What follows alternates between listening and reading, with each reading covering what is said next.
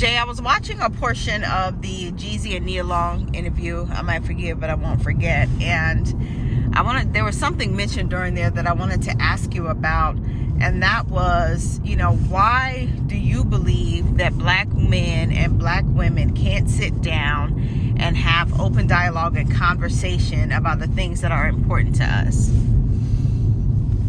I don't know. Honestly, to be honest, I don't know. I mean, there's a lot of theories, but nobody really knows. I think that it stems from, being pit against each other. And I can't even go all the way back to, I'm not even going to go all the way back to slavery, white people. I've seen it personally in my own house. I've seen it in other individuals' houses, you know what I'm saying, where the way men and women are treated, young boys and young girls are treated, it just spawns into all of this nonsense. So, women believe that they're the prize, and then the young men don't believe that they're prizes. I have a boy and a girl, and I believe that both of my children are prizes, and I tell them both that they're prizes. I'm like, look, you're not going to think that you just, my son is not a prize because he's a young man. He is a hell of a prize, just as well as his big sister is a prize. And I think when that conversation is had more in our households, you only should usually sit down with people that you feel is your equal. You know what I mean? Bosses sit with bosses. Bosses don't sit down with people that's underneath them. And so it's always one or the other. On the men's side, because they say, okay, the man got a bunch of money, he's in a certain position, he's coming at it like I'm ruling the house. And you don't have to rule like that. You don't have to rule with an iron fist, especially if you're a man. You don't have to, real men don't have to keep telling everybody you're a real man. You know what I'm saying? Like, how you conduct yourself speaks for itself, and it speaks louder than how you, what you say, all the shit you be trying to say to make people believe that you're a real man. Same thing goes for a woman. But when you look on social media today, and you got, especially as the black community, how it is right now, and how, the thing that gets the most traction is some dumb little black girl saying some of the most dumbest things about black men. And that's the thing that's going to catch the most traction. That's the thing that most people are going to look at, and people are running with that. Same thing like with these men talking crazy about our sisters.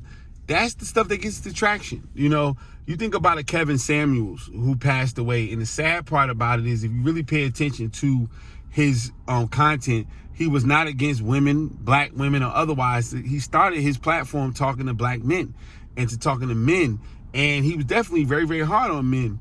But the sound bites that he had issues with women is the thing that went the furthest, and they ran with that, and that was his legacy when he died. Now, once he passed on, people started catching wind of more things that he was doing, and people were like, oh, that wasn't what he was all about.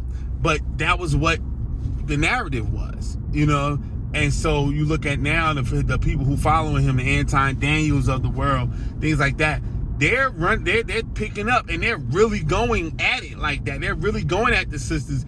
It's not being misconstrued. They're really saying, hey, I'm going to put it out there. I'm going to go and I'm going to talk crazy, because they want to get that traction. They're getting that traction, when he wasn't even trying to get traction like that, and so now then you have the sisters that's doing the same thing on the flip side. And again, Ebony K. Williams, I ain't dating nobody who driving the bus. And again, that's totally her prerogative. The problem was, it wasn't your answer, it was your explanation, which you don't owe nobody an explanation.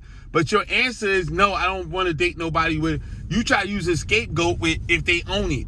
Even if they owned it, you probably wasn't going to be bothered with them, and that's okay. But because you did that, and the way you ran it off, you're going to have a whole bunch of young ladies feeling like, because we have a new one out right now talking about, you can't work at the post office. You can't work for the city. You can't do that. Are you going to call yourself a real man if you work for the city? And you working at the post office, or a police officer, or a firefighter? This is what this young black lady said. And so as long as this is the stuff that's going to catch wind and go viral, and catch the wave and go viral, that's what people are, that's what's stopping us from having conversations, because when you having a conversation with people, you sitting down, you're agreeing to be sensible. And those things aren't sensible. None of that stuff makes common sense. You know, Ebony K. Williams can do what she want to do. She's one person. The lottery tickets should not, the exception shouldn't be the rule. You know what I mean? Because the truth of the matter is the man who she's waiting on is very slim to none, and that's fine. But it is a lot of bus drivers out there. There's a lot of post office workers out there, city workers that are great men. And it's the same for these sisters. For everyone that talks like that with Ebony K. Williams is 100 females who would take a bus driver in a heartbeat. So she shouldn't move the needle. But because the way the world we live in now and social media, the way how social media operates, the exception has become the rule and not the other way around. And until we can flip that and get away from the lottery ticket syndrome, we'll literally still be in a situation where we won't be able to have these conversations.